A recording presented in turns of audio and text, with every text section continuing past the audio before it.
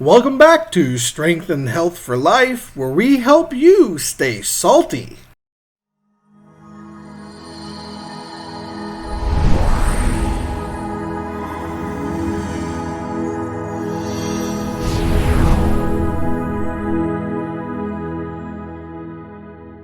Hello! Welcome to day 52 of our weight loss journey together. Before we begin, we ask that you smash that like button, click the notification bell, subscribe to this channel, and watch the video all the way through.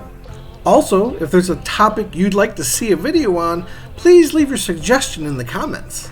Today, we're going to discuss salt. That's right, salt.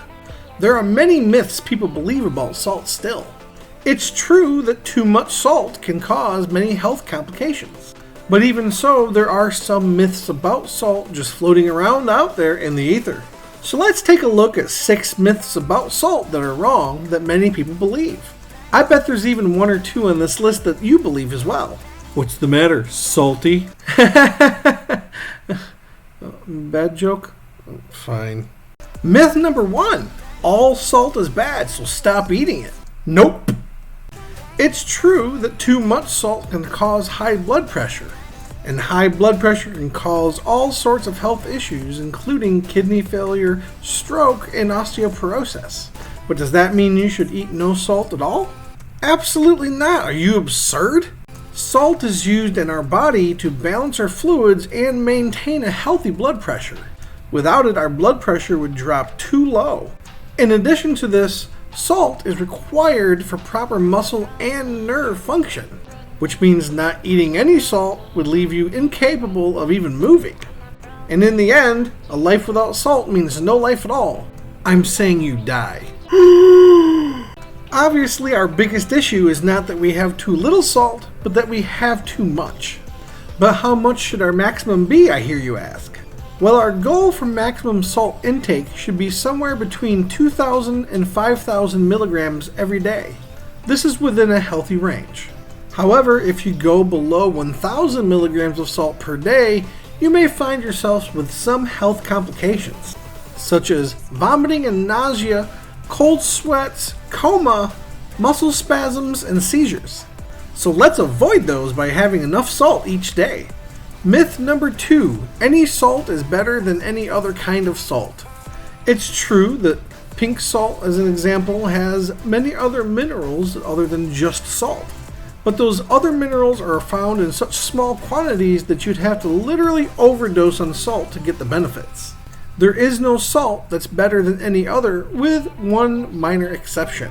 Normal table salt or iodized salt provides us with iodine. There is no other way to naturally get this substance into our body, and it's required in trace amounts in our bodies to maintain proper health and function properly. Since iodized table salt doesn't completely change the taste of food, it's a good way to get our daily dose of iodine. Bet you didn't see that one coming. Nope! Myth number 3, some people crave more salt than others. This simply is just not true. In human beings, the taste for salt is learned. This means it can also be unlearned over time. The bad news is, though, that it will take time. You'll have to force yourself to eat food with less salt in order to reduce your cravings. This will take willpower, but we just happen to have done a previous video exactly on that subject, willpower. By the way, this seems as just a good time as any to mention that if you're looking to supplement your fat burn on your weight loss journey, click the first link in the description below the hashtags. Myth number 4, you can tell it's salty just by tasting it. No! There are many foods with high salt content that don't taste salty at all. These products contain other ingredients that level out that salty flavor. This effectively hides the salt within the food.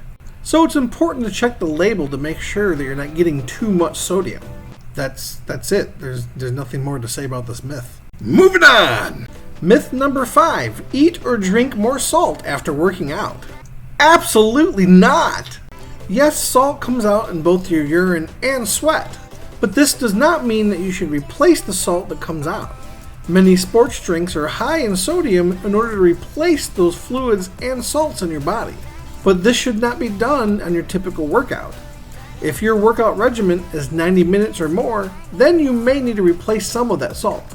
But if you're planning on increasing your workout time to 90 minutes of strenuous workout, then it's recommended that you talk to your doctor about any dietary changes that may be needed. Because an increase in salt will not be the only one, I promise. Myth number 6, I can tell whether salt's given me increased blood pressure or not. Nope. It's estimated that more than half the people that have high blood pressure don't even realize it. This is because most people with high blood pressure don't even show symptoms. This is why it's recommended that you test your blood pressure regularly.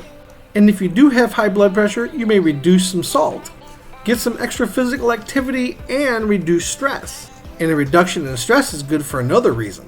Because you know what stress means. The good old stress hormone cortisol rears its ugly face. Thanks, cortisol! You bet. The best way to reverse myths about salt or anything else is to learn the truth. And now that you know, you can make sure you get the proper amount of salt each day. And that amount is definitely not 0. This is another good example of why it's important to have a group of people on your weight loss journey with you.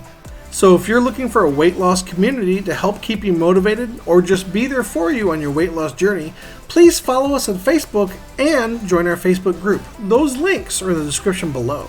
With all that said, stay safe, stay healthy, stay hydrated, and I'll see you in the next video.